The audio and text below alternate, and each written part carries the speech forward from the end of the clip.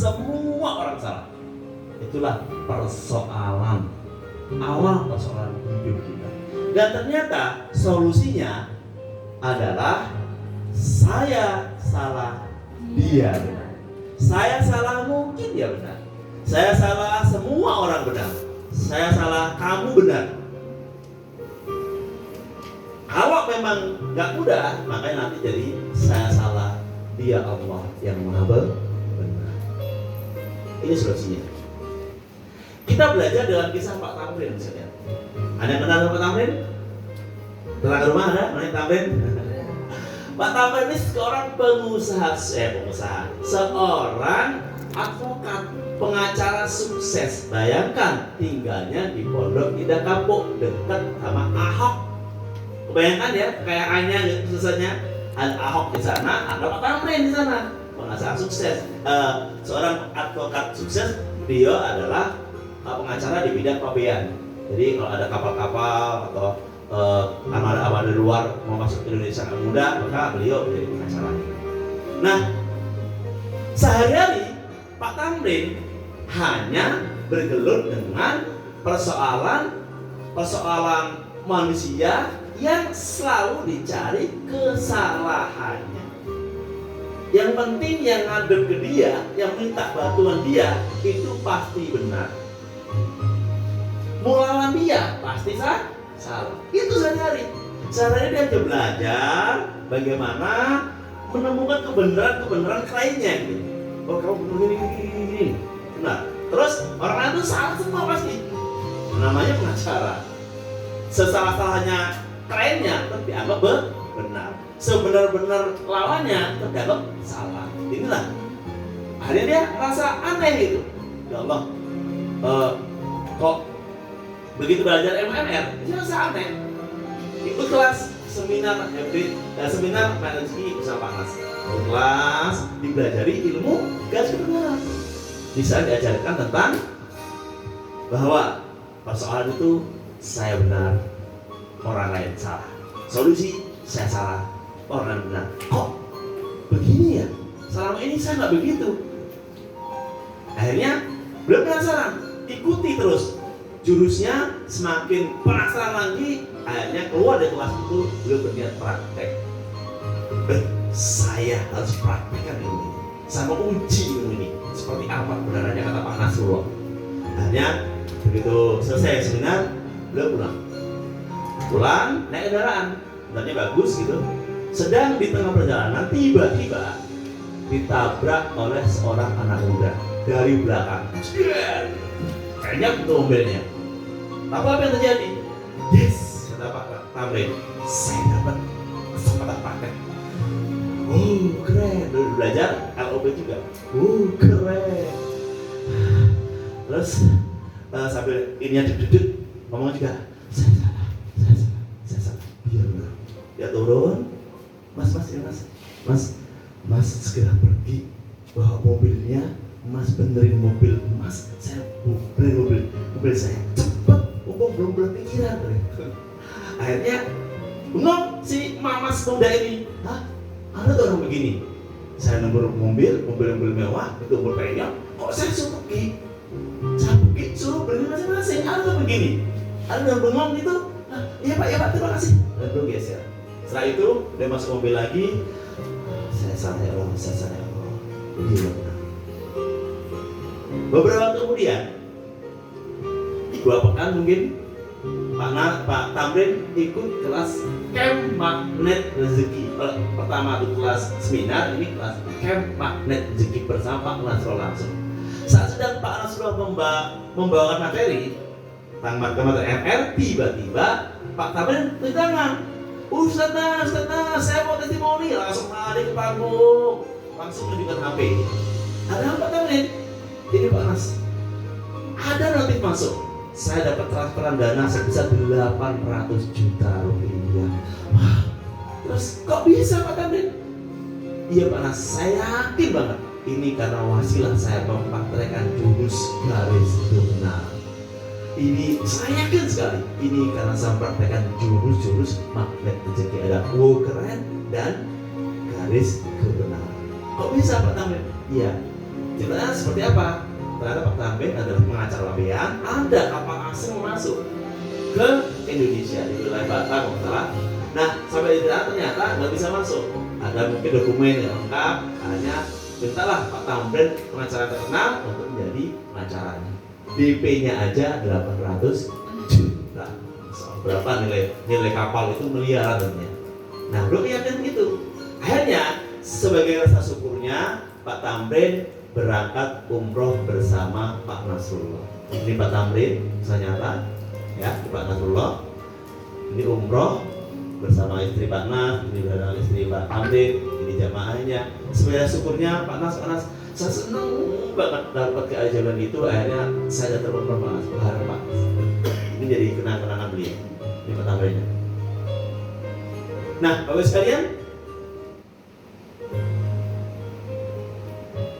kenapa kita berarti mengaku salah? Pak Tamrin tadi benar kok. Dia sedang mengendarai mobil, ditumpuk di belakang, siapa yang salah coba? Coba Pak, siapa yang salah? Jadi anak muda ngantuk kok. Dia ngantuk dari mobil, terus dia numpuk. Pak Tamrin mah biasa-biasa aja. Maka secara logika, kalau belum belajar MR, Pak Tamrin jelas tuh diduitin lah itu. Kalau ini pengacara, kamu simak, misalnya mana? Terus posisimu, kamu dilihat semua. Wah, ada kamu kena ini sekian juta, gitu. Tapi kalau udah belajar MR, masya Allah, udah langsung saya salah, engkau benar nak. Atau saya salah, mungkin engkau benar. Akhirnya ketika dia saya salah, engkau benar, dia mikir nyari gitu. Saya salah, oh dia benar, masa saya, oh mungkin saya terlalu tengah, oh mungkin saya terlalu pelan di tempat yang harusnya ngebut gitu. Oh mungkin ada dia nyari-nyari apa kesalahannya. Oh mungkin kemarin saya habis ini, habis itu ketemulah kesalahan-kesalahan dia yang menjadi penyebab persoalan. Karena setiap persoalan yang datang dari kita itu pasti karena salah kita. Semua, apapun kondisinya, pasti ada peran salah kita. Karena sekalian, di luar diri kita adalah skenario Allah. Sekali lagi, kenapa kita berarti aku salah? Karena di luar diri kita adalah skenario Allah yang sudah pasti benarnya, dan di dalam diri kita tercampur dengan hawa nafsu. Jadi ada yang Pak Tamrin ditumbur, itu udah skenario Allah, udah cacat nafus, udah Allah yang atur. Maka pasti benar. Kadang-kadang kita yang belum bisa, kacamata kita belum bisa menatap itu kebenaran. Yang ada itu adalah ketidakbenaran. Itu salah, itu gak benar ya Allah. Harusnya nggak begini ya, saya nggak begini. Oh ngatur-ngatur Allah gitu ya. Padahal sekali lagi semua yang di luar sana itu adalah skenario Allah. Ada kan kita nggak sehat hari ini, it's okay. Saya salah Allah, saya salah Allah. Engkau maha benar. Kejadian ini karena kehendak-Mu. It's okay ya Allah, pasti ini baik untukku.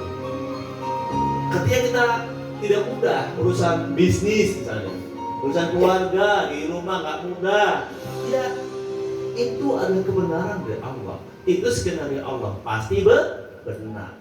Kalaulah itu tidak tepat, nggak benar, bukan karena Allah lah yang nggak tepat memberikan skenario itu, tapi kita yang belum bisa mendalami, memahami hakikat kebenaran yang Allah turunkan.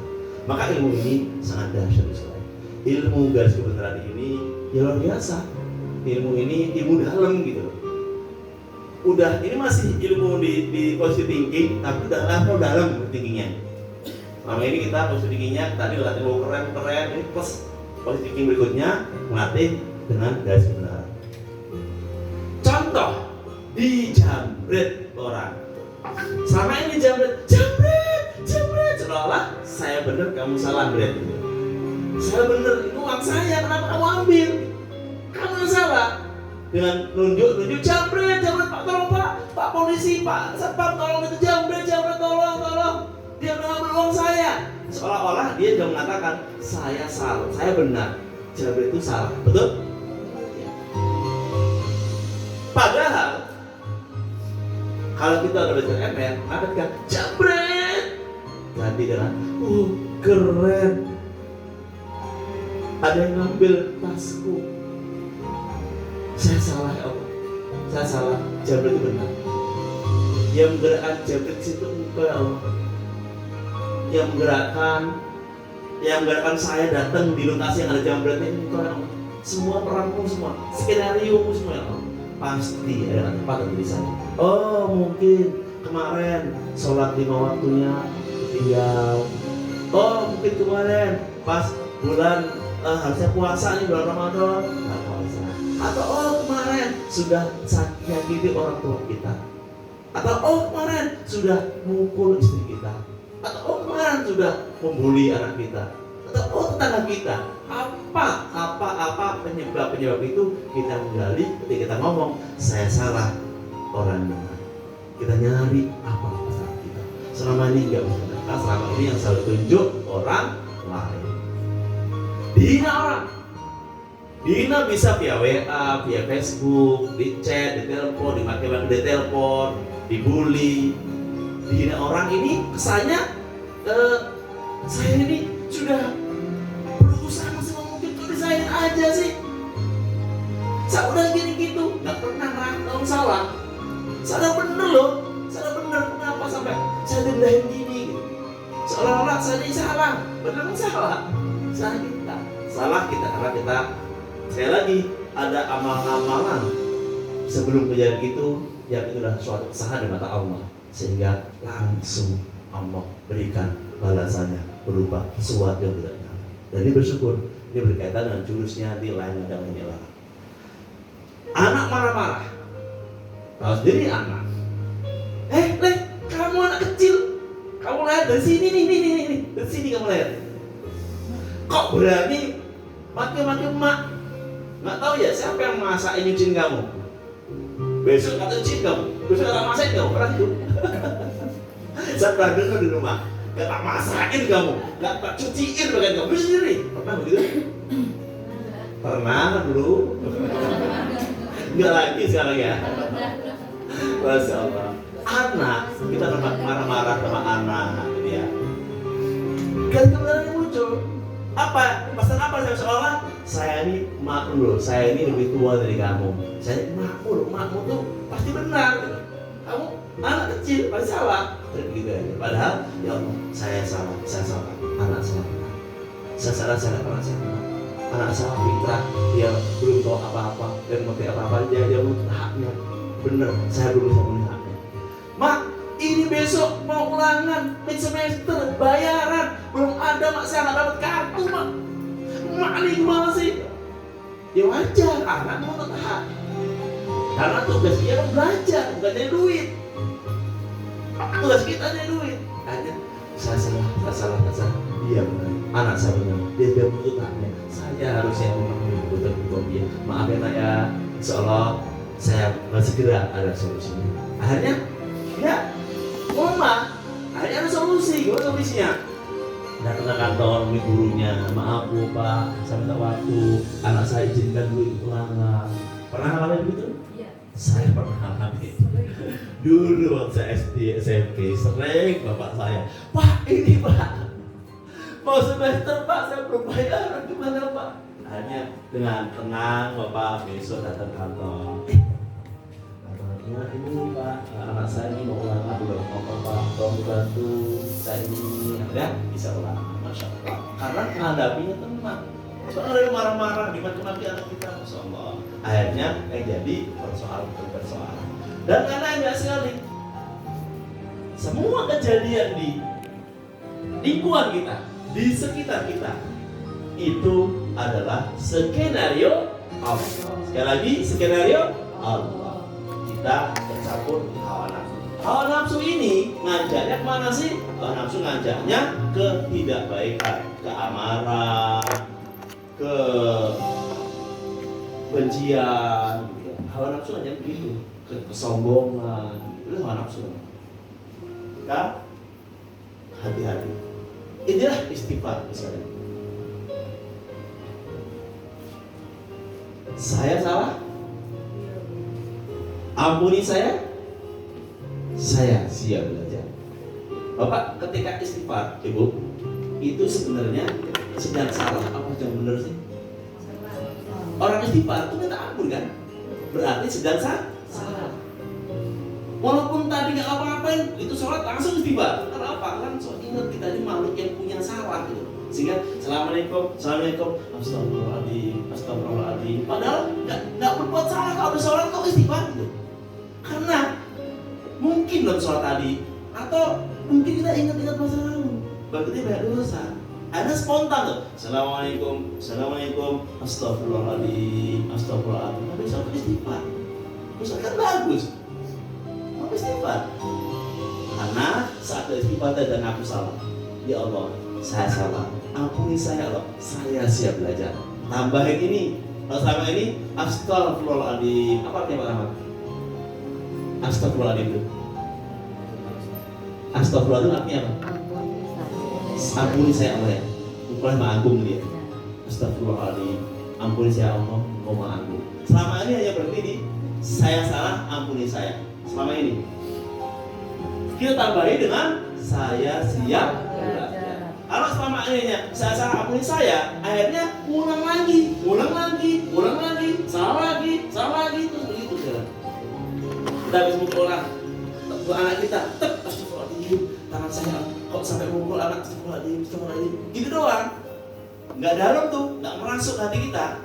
Hanya saya salah, maafkan saya Allah. Tapi kita lengkapi lagi dengan zikirnya begitu. Astagfirullahaladzim, saya salah Allah, ampuni saya siap belajar Allah. Plus kalau saya tambah lagi, Pak Rasul ngajarin tambah sini dan siap dan memperbaiki diri. Saya siap belajar dan memperbaiki diri. Ada 4 komponennya. Saya ulangi, saya salah, ampuni saya siap belajar dan memperbaiki diri. Selamat datang Bu Endang. Salam. Ya Bu Endang. Oke, di depan sini Bu Endang. Alhamdulillah, beliau ajaib banget. Tahu cing udah kelima aja. Barisnya siapin nanti Bu Dewi untuk Bu Endang. Ada buku-buku bersumilih Bu yang mana yang dia sukai untuk spesial untuk Bu Endang. Ya lagi, ada istighfar adalah saya salah, ampuni saya siap belajar dan memperbaiki diri. Oke, bareng-bareng kita baca. Saya salah, ampuni saya siap belajar dan memperbaiki diri. Ketika ini kita aplikasikan, maka itu merasuk dalam diri kita sekalian. Ada testimonialnya dari Ibu Heni, kakaknya Bu Indi. Kemarin ikut juga THMR. Apa testimonialnya? Sebelum sekarang ini gitu, beliau sering-seringnya berantem sama suaminya. ADRT dipukul semua, dibuk suaminya, sering begitu. Itu Ibu Indi ya? Sering begitu. Awalnya kan dia ngeyel, ketika ini lawan gitu. Gak suka berani banget, rasa bener, rasa apa? Karena dia yang kerja, karena dia yang lihat tugas-tugas di TK, mana akhirnya dipukul. Begitu berjalan sekalian. Tiba-tiba ketika suaminya marah, diambil tangan suaminya, dicium tangan suaminya. Saya yang salah Pak, maafkan saya. Hari pertama suami kaget. Mama ya, saya marah-marahin di depan ini. Enggak mau. Mama ya, enggak Pak, saya salah, Bapak nggak salah. 2 kali, 3 kali, sekarang sekalian, masya Allah, sudah. Kita selamat ya, lewat ya, silaturahmi sama Bu Heni, masya Allah. Setiap ada apa, suaminya tinggi, langsung ambil tangannya, cium tangannya. Apa saya salah, saya belajar Pak, Bapak yang benar. Akhirnya semakin hari semakin dekat terus. Boleh praktekkan dengan anak, dengan siapa aja. Saya mengalami dulu waktu anak saya kecil, sekian tuh masih kecil, umur masih 5 tahun, 3 tahun waktu itu. Tiba-tiba dia nangis, saya naik motor Beat itu otomatis di depan, nangis beliau, kenceng nangisnya. Nah terus tangisnya kenceng itu, saya juga agak khawatir juga, agak panik juga gitu, galau juga dari tangisan anak ini, karena sedang mau perjalanan gitu, kenceng. Kalau kita nggak beremeh ya jadi itu yang buat hilang. Tiba-tiba dibanting, jorokin ke luar, kemudian cubit sampai compel kulitnya, atau ditarik ini sampai sakit seperti apa? Diam dah anak, tambah kenceng terus dia. Biar jadi nangisnya nggak ada suaranya tapi nangis gitu loh. Tapi alhamdulillah, saya beremeh, saya ambil nafas, saya sama Allah, saya ambil saya Allah, saya sama Allah. Beberapa kali tiba-tiba si anak ini selesai sih bu. Ajaib banget, bener-bener ajaib. Saya tuh sambil beli motor jalan sambil saya ngomong, maaf nak ya, tadi ada yang salah. Maaf nak ya, biasa. Diem sih. Nyatain ibu, saya tadi yang temani. Jurus garis sebentar. Maka ketika ada persoalan apapun misalnya, jurus ini pakai dulu. Kita ngelakuin apapun persoalannya, pakai dulu sih. Campur, tambah, nggak bercampur, tambah. Pada belajar, wow keren. Plus saya salah kamu, saya siap belajar perbaiki diri. Itu untuk persoalan-persoalan. Mari berlatih seperti Nabi Muhammad SAW. Kenapa? Jika tidak ada mau melakukan, tidak. Mengapa? Karena ada manusia paling mulia yang mau melakukannya, yaitu Nabi Muhammad SAW yang hari ini sedang diperingati kelahiran. Namanya selalu hidup. Nabi Muhammad SAW sudah ribuan tahun, sudah dipanggil oleh Allah, sudah ditempatkan di tempat mulia, tapi namanya hidup, diperingati, ilmunya hidup sekarang dipelajari. Bagaimana Rasulullah SAW beristighfar? Rasulullah mengucap istighfar 70 sampai 100 kali dalam satu hari.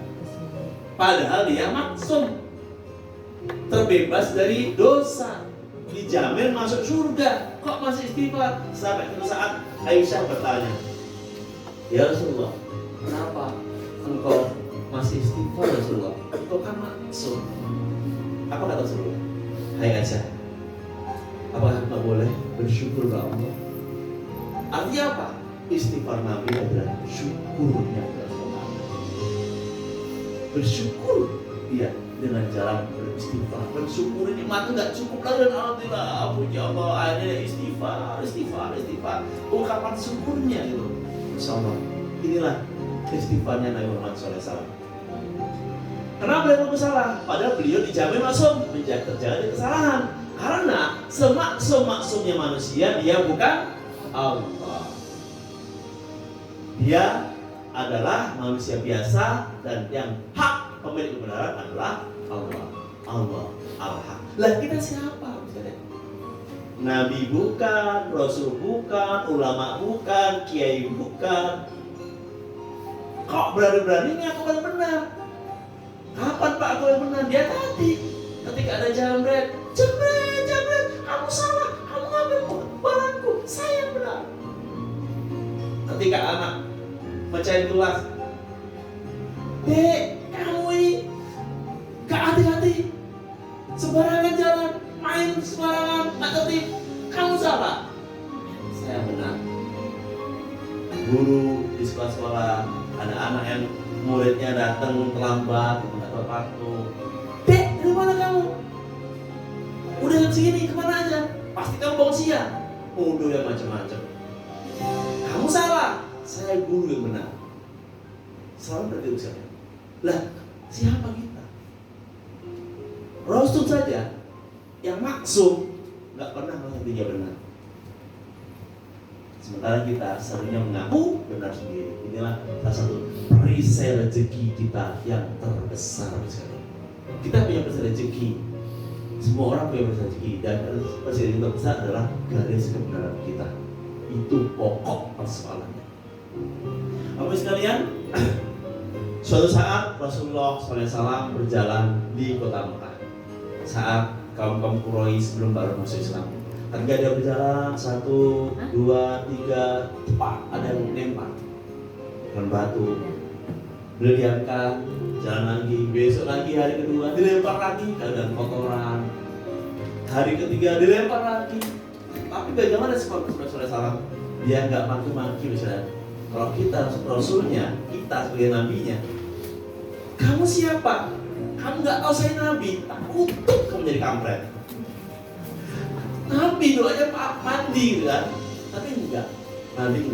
Nabi dan hatinya mungkin saja, ya Allah, saya salah, saya kurang tepat dan kendalanya sehingga masih ada yang lempar tempat saya. Ini saya salah, saya tepat. Sampai suatu saat hari keempat ketika ada jalan lagi, kok nggak ada? Mana yang lemparin? Baik, penduduk Mekah, kemana pemuda yang lemparin saya? Sakit ya Rasulullah. Apa kata Rasulullah? Pertama sekali mengunjungi sakitnya sang pemuda ini adalah Nabi Muhammad SAW. Ketuk pintunya, tek, dibuka pintunya, begitu dilihat, Muhammad, ampun Muhammad, jangan balas saya Muhammad, ampun. Tidak, saya kesini bukan mau membalasmu, saya kesini mau membantu. Dibacain Al-Fatihah, ditiupin air, diminum sembuh. Setelah itu apa? Asyhadu an la ilaha illallah, asyhadu anna Muhammadar Rasulullah. Masuk Islam. Seorang pemuda Quraisy yang tadi yang melempari musuh saya. Kita siapa? Selama ini baru dibully di medsos, sudah membuli balik dengan lebih dahsyat lagi. Baru dibuat surat kaleng, sudah berlaku yang semena-mena. Baru dihina oleh tetangga mungkin. Siapa kamu? Kerjaan kamu apa? Kasih makan apa anak kamu? Kalian pernah misalnya dulu kamu termetro saya SD, saya ingat benar. Dulu pernah ada kakak saya yang ngomong gitu. Pastinya saya nggak tahu, tapi saya dengar aja dari orang tua. Makanya apa waktu itu kami tiwul, tol hitam itu, kayak jago, ada betul ada. Gagal.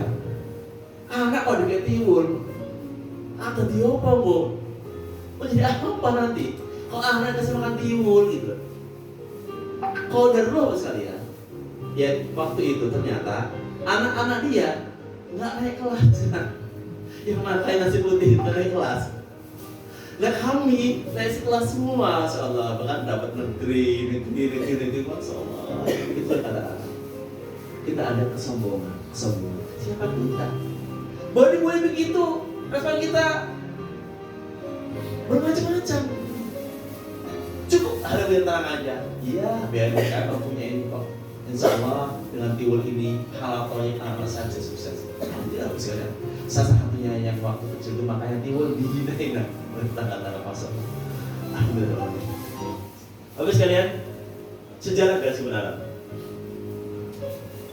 Adam alaihissalam diciptakan oleh Allah dari apa sekalian? Dari saripati tanah. Dari saripati tanah hitam. Sementara ada iblis yang diciptakan dari api. Benar, dari api yang sangat panas. Iblis diminta sujud berada, tapi tidak mau, maka iblis diusir dari surga. Hai iblis, sujud kamu kepada Adam.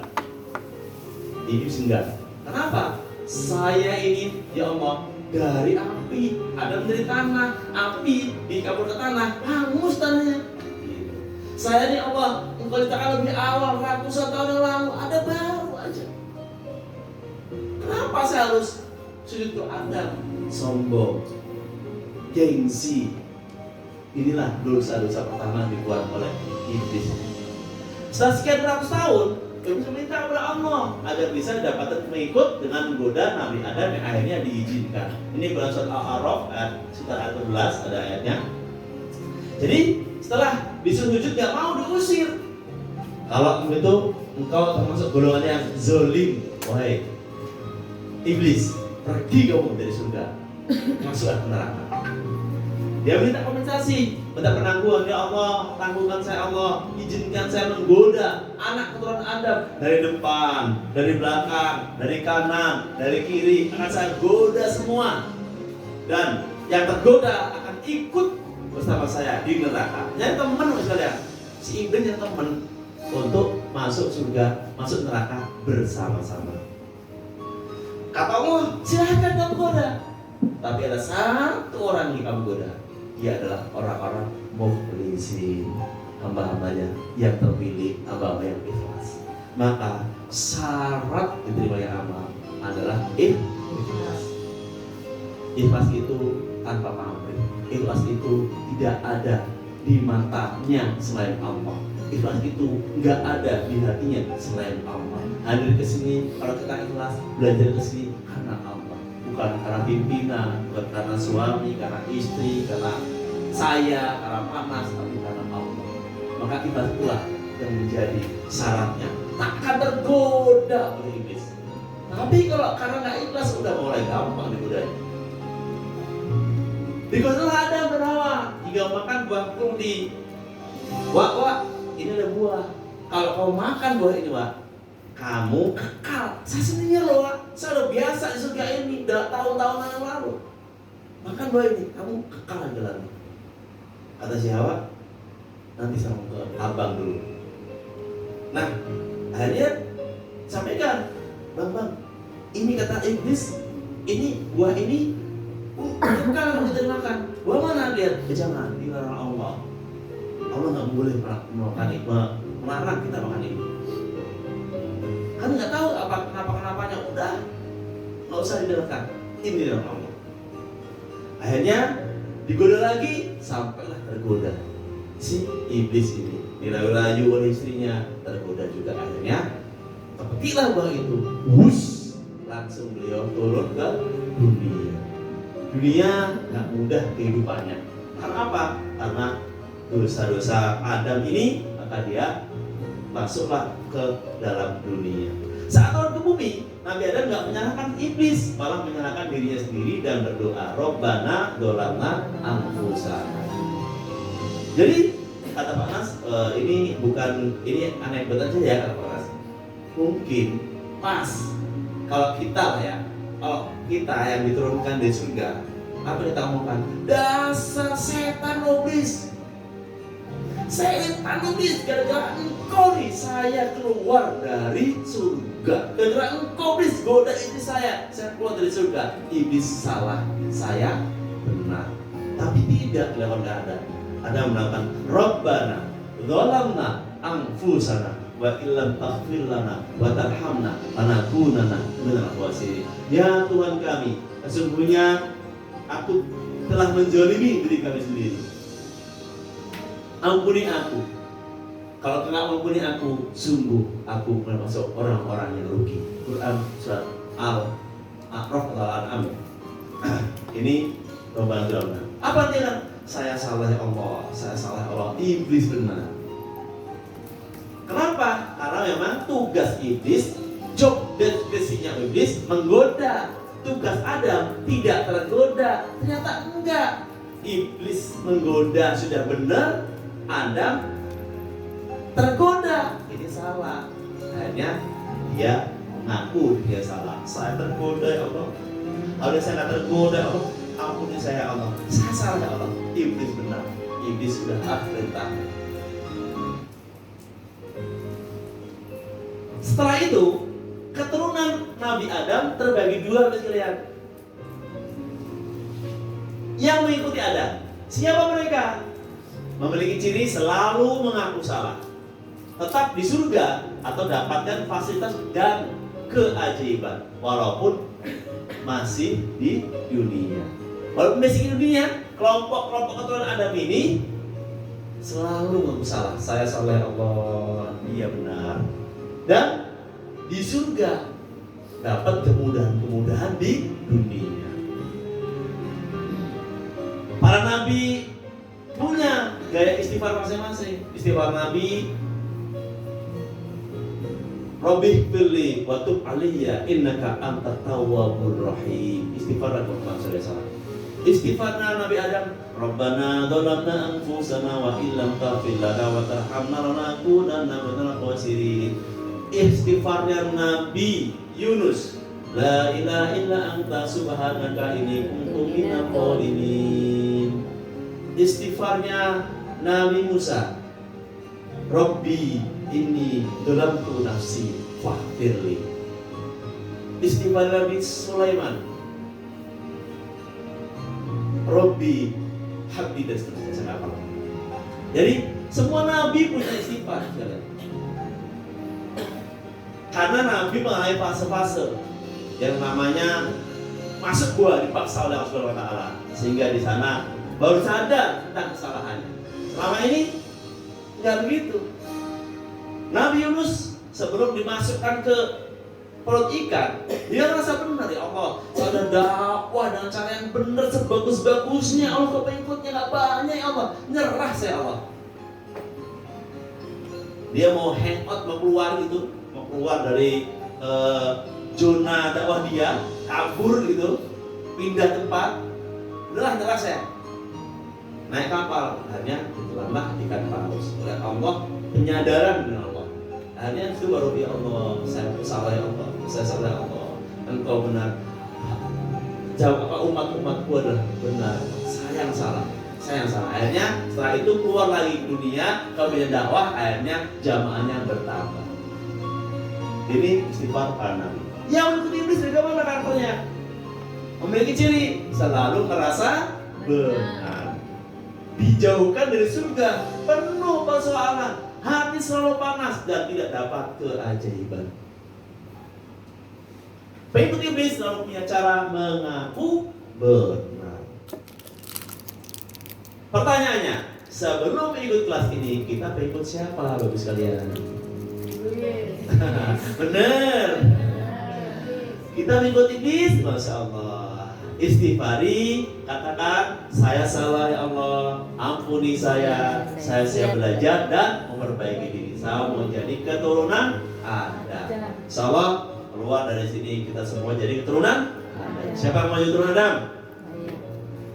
Alhamdulillah, berollah. Terima kasih. Insya Allah semua kita menjadi keturunan Adam. Karena Adam nanti akan dikembalikan ke surga. Kalau mau masuk neraka, ikut keturunan iblis. Nanti iblis jelas tempatnya di neraka. Hanya sekarang nyari teman dulu. Ya temannya dengan cara ini. Aku dirimu benar. Benar kamu itu, lihat tuh. Kamu tidak korupsi. Kamu tuh hanya minjem uang itu. Udah pernah lagi kan? Kamu tidak korupsi gitu. Udah ada itu ya kan? Udah lagi. Korupsi kamu itu. Kamu benar. Kok kamu bisa salahin orang? Udah tuh iblis tuh. Orangnya melawan diri hanya padahal ada kesalahan. Ngambil uang tanpa izin. Walaupun dibalik lagi kan. Dahara awal banget tuh. Ya, bisa banget. Oh sekalian, maka kita semua ingin menjadi pengikut Adam. Lihat nih, pengikut iblis tuh. Ini ayatnya. Sesungguhnya inna ja'alna syayatina awliya pimpin. Awliya lilladzina la yu'minun. Sesungguhnya kami telah menjadikan setan-setan itu pemimpin-pemimpin bagi orang-orang yang tidak beriman. Berarti kalau kita selama ini ikut iblis, ikut pimpinan iblis, kita kategori orang gak beriman. Boleh syahadat, tapi iman kita belum selengkap rukun iman. Iman kita masih baru percaya pada Allah aja, belum percaya dengan ayat-ayat Allah. Kita baru percaya adanya Allah yang menciptakan kita, belum percaya tentang kekuasaan Allah yang lainnya. Kita baru percaya bahwa kita lahir, ini dilahirkan itu atas kehendak Allah, atas ciptaan Allah, Allah Maha Limpah, percaya. Tapi kita belum yakin bahwa kita ini tempat yang salah dan lupa. Belum percaya. Tak hadis Nabi tentang manusia itu masa dan lupa. Akhirnya ya jadi mengikuti itu. Maka alhamdulillah, bersyukur sekalian masuk kelas ini kita bisa mengenali diri kita lebih banyak lagi. Sekali lagi, ada istighfar bareng-bareng. Saya salah. Ampuni saya siap belajar dan memperbaiki diri. Ini diulang-ulang 40 kali dalam sehari. Jadi pas Bapak sekalian mau zikir istighfar itu ditambahi. Selama ini istighfarnya hanya astagfirullah 1000 kali, tapi nggak nempel. Betul nggak Pak Bu?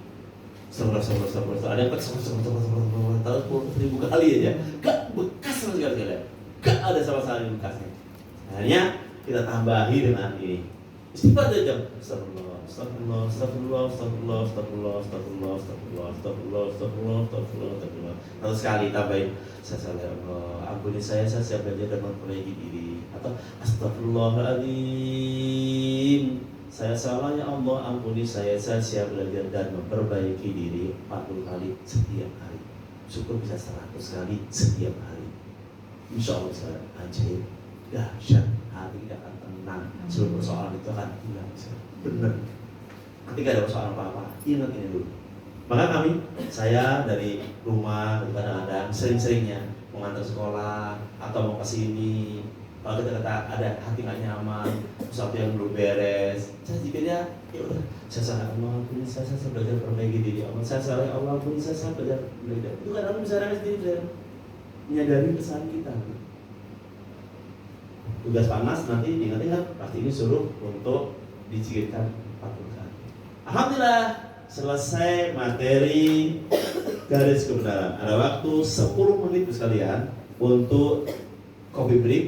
Terus di pikiran itu besar. Tapi saya minta Bapak Ibu tangannya begini, gitu ya. Gajah besar, ya coba kita lihat nih. Oh ada yang belum saya sapa nih dari Merauke ya, Pak Dino dan 5 orang peserta. Assalamualaikum Merauke, ya. Oh luar biasa ya. Oke siap ya. Selamat belajar teman-teman yang ada di Merauke. Ya. Nah sekarang kita belajar ya. Coba kalau saya bilang gajah itu besar. Nanya begini Bapak Ibu, ya. Besar, oke, bisa ya.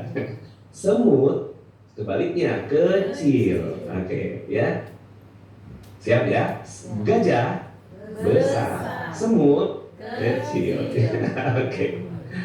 Kalau saya bilang ular itu panjang, ya, panjang tapi begini loh, panjang, ya. Oke, ya. Saya pindah layar sebentar ya. Ular panjang. Ya, ayam pendek. Oke, ular panjang, ayam pendek, gajah besar, semut kecil. Siap ya? Oke. Nah, saya akan sebutkan nama hewannya. Bapak Ibu bereaksi. Siap ya? Oke. Gajah besar. Semut. Ayam. Ayam panjang, pendek. Ayam pendek. Ular panjang. Oke, ya. Saya akan lebih cepat ya Bapak Ibu ya. Saya nggak nunggu Bapak Ibu semua ya. Saya akan sebutkan aja. Silahkan Bapak Ibu rasakan, feel the experience ya. Gajah, semut, ayam, ular, ayam, semut, ular, gajah, ayam, ular, semut, gajah, ayam, ular, ayam, semut. Oke, tepuk tangan dulu buat Bapak Ibu semua ya. Apa rasanya Bapak Ibu? Apa rasanya?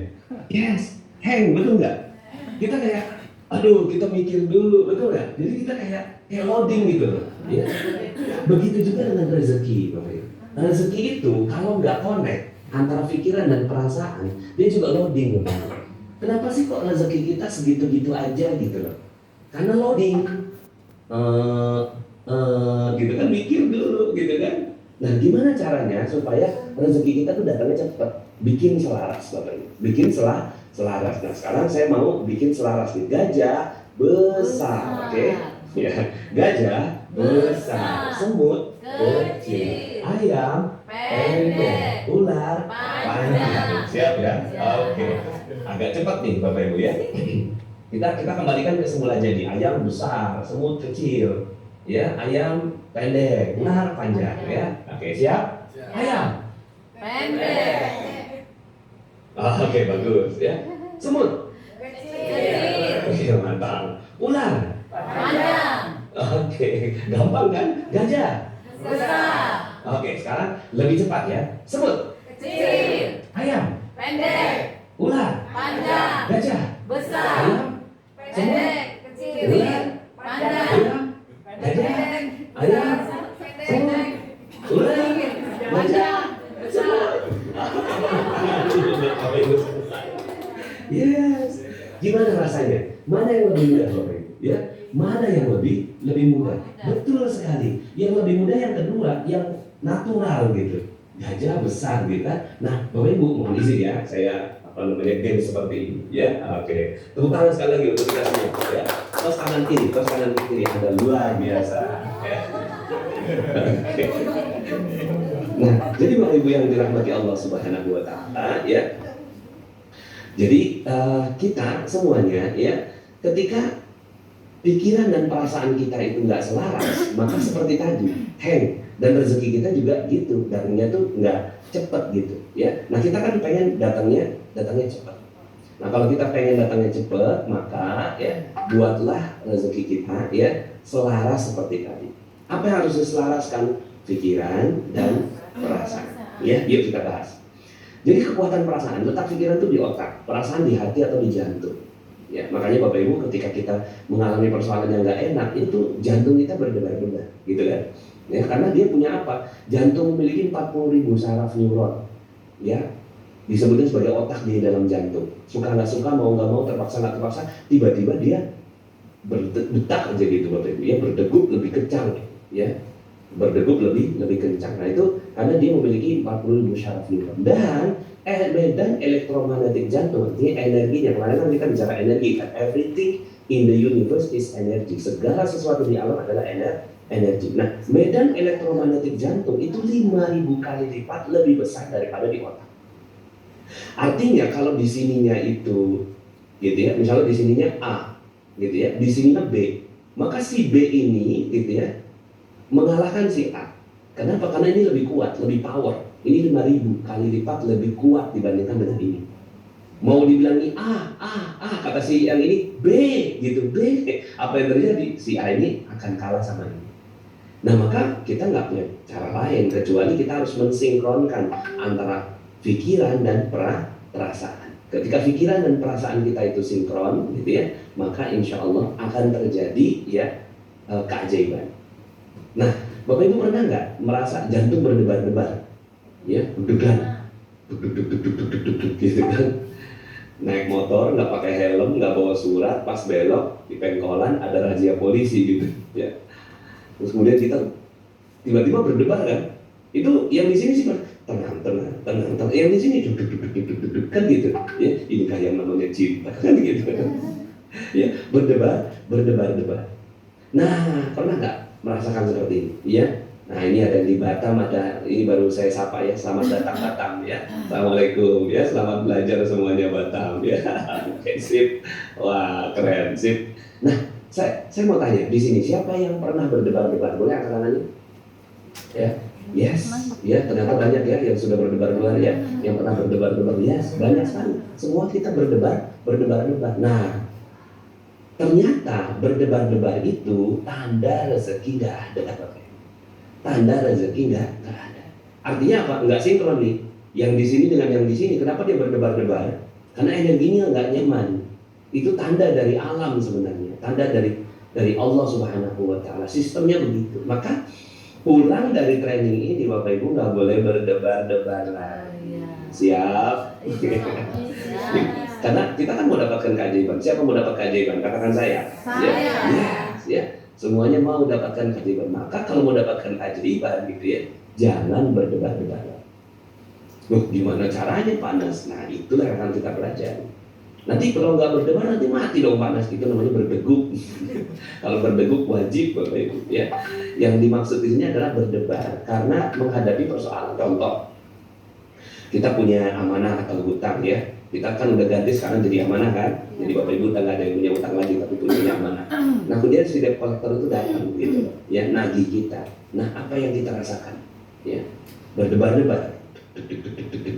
Gitu kan. Ketika berdebar-debar, maka jangankan kita bayar, solusi aja nggak ada, ya. Dan kita menjadi orang yang paling lemah di alam semesta ketika kita berdebar-debar, karena kita menjadi orang yang paling lonely, gitu. Ya, nanti dibahas. Ya, ini yang kita sebut sebagai positive feeling. Positif feeling, ya itu adalah syukur. Jadi kalau di sini positive thinking, yang di sini namanya positive feeling. Apa itu positive feeling? Positive feeling itu adalah perasaan syukur. Ya, atau perasaan enak, nyaman, tenang, damai, cool, gitu ya, perasaannya nyaman gitu. Seperti kita kalau lagi tarik nafas, coba tarik, tulis perasaan yang ada di sana, apa rasanya.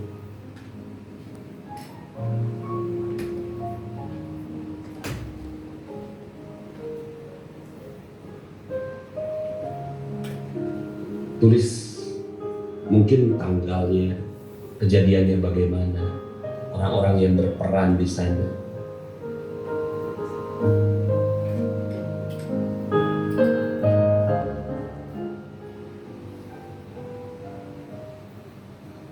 Mungkin ada yang punya persoalan dengan anaknya, atau sekarang anaknya begitu melawan.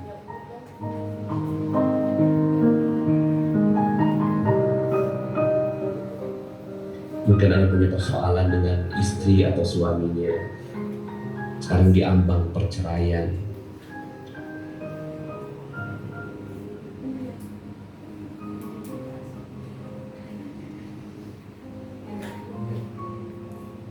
Mungkin ada yang punya persoalan, dulu pernah daftar umroh, tapi kemudian uangnya dibawa kabur oleh travel tersebut.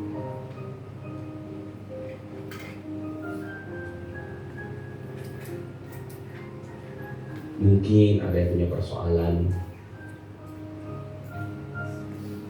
anaknya terkena narkoba.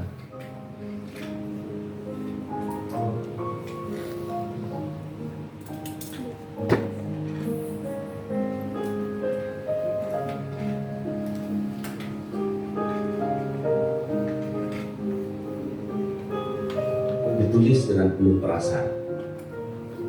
Ini adalah sesi dalam untuk dalam kehidupan. Kita akan bikin tulisan Anda.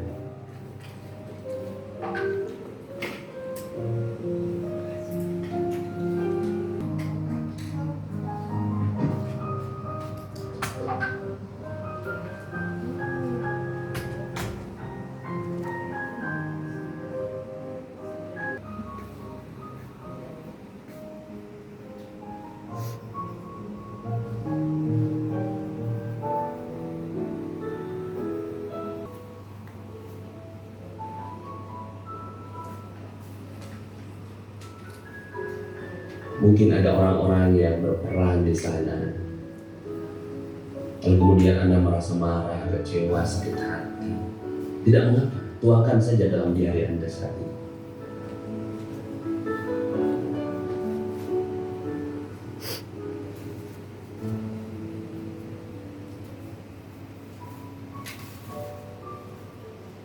Biar Allah tahu apa sebenarnya yang Anda sedang rasakan.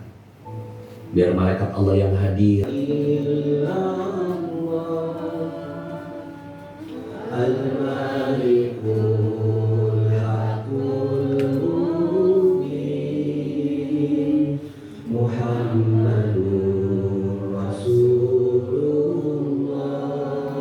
Silakan dipegang Al-Qur'annya dan kita akan berzikir sama-sama. Silakan dipegang Al-Qur'annya, dipeluk, dan kita minta kepada Allah Subhanahu wa Ta'ala dalam sesi ini, ya Allah, kami ingin mendapatkan bantuan dari-Mu, kami mendapatkan pertolongan dari Pak. Itu banyak persoalan-persoalan yang kami hadapi. Bawa 5 persoalan tadi di dalam zikir yang kita lakukan.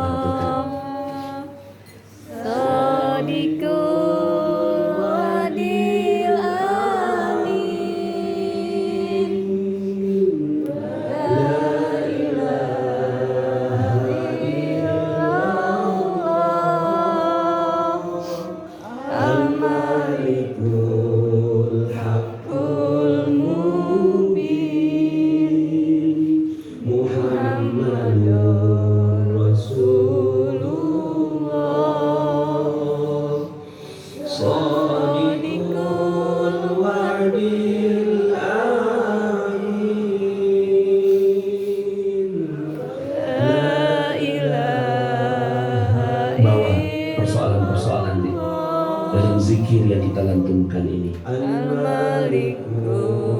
bayangkan semua persoalan-persoalan itu Sambil mulut kita berzikir, mengikuti lantunan zikir ini. Shadiqul wadil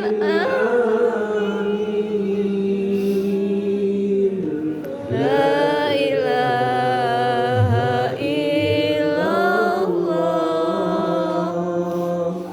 al-malikul haqqul mubin Muhammadur Rasulullah Shadiqul wadil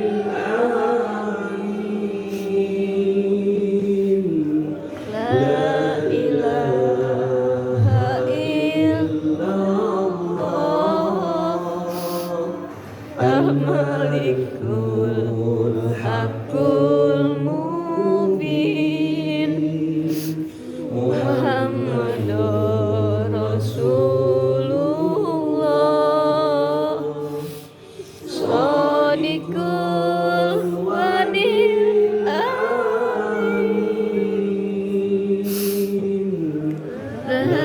ilaha illallah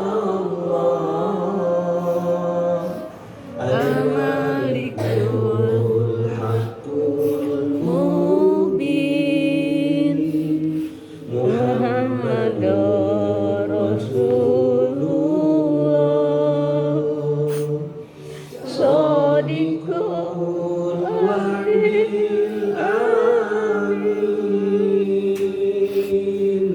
la ilaha illallah al-malikul haqqul mubin Muhammadur Rasulullah Shadiqul wadil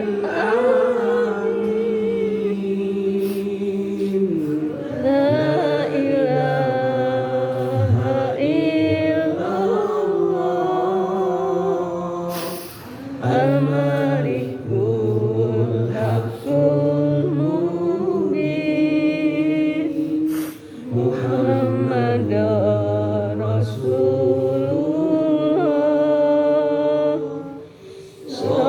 Shadiqul wadil la ilaha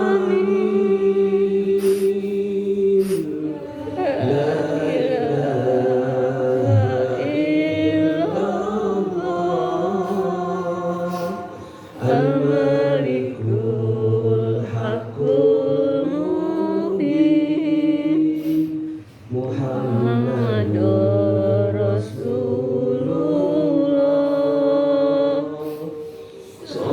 Shadiqul wadil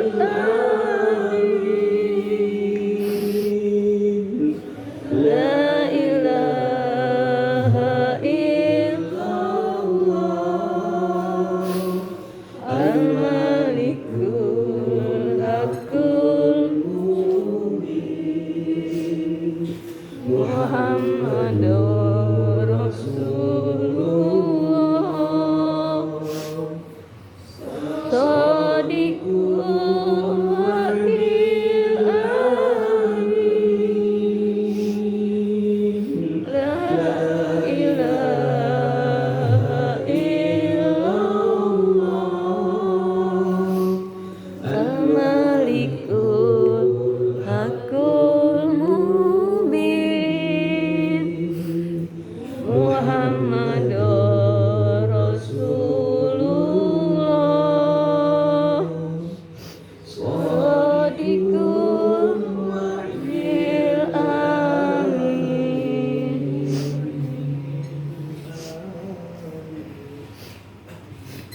Al-Fatihah. A'udzubillahi minasyaitonir rajim. Bismillahirrahmanirrahim. Alhamdulillahi rabbil alamin arrahmanir rahim maliki yaumiddin. Iyyaka na'budu wa iyyaka nasta'in ihdinas siratal mustaqim siratal ladzina an'amta 'alaihim ghairil maghdubi 'alaihim waladdallin. Ya Allah, ya Rahman, ya Rahim, ya Razzaq, ya Fattah, ya Allah. Inilah kami hamba-Mu ya Allah, yang lemah, yang banyak salah, yang penuh dosa, penuh khilaf ya Allah. Kami merasa jauh dari Quran-Mu ya Allah. Kami masih merasa jauh dari ayat-ayat-Mu ya Allah. Namun hari ini ya Allah, tolong kami, bantu kami, rahmati kami, sayangi kami, ampuni kami ya Allah.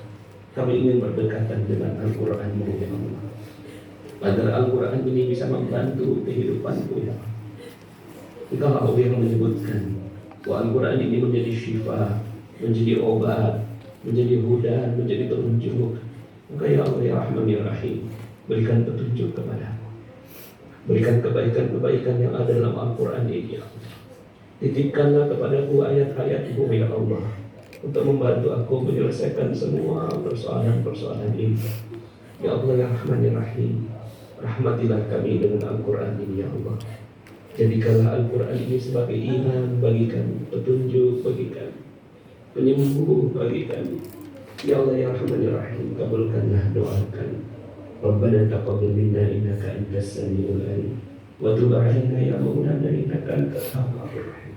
Rabbana atina fid dunya hasanah wa fil akhirati hasanah wa qina adzabannar.